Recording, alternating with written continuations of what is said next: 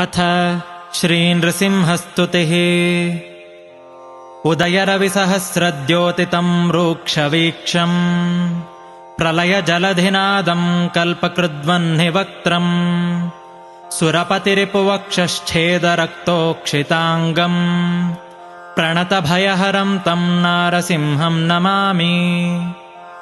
प्रलयरविकरालाकाररुक्चक्रवालम् विरलयदुरुरोचीरोचिता शान्तराल प्रतिभयतमकोपात्युत्कटोच्चाट्टहासिन् दह दह नरसिंहासह्यवीर्याहितम् मे।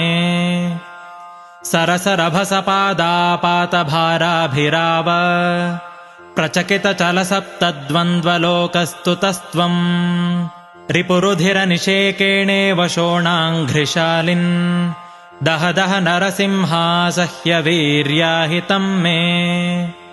तव घन घन घोषो घोरमाघ्राय जङ्घा परिघमलघुमूरुव्याजतेजोगिरिम् च घनविघटितमागाद्दैत्यजङ्घालसङ्घो दह दह नरसिंहासह्यवीर्याहितम् मे।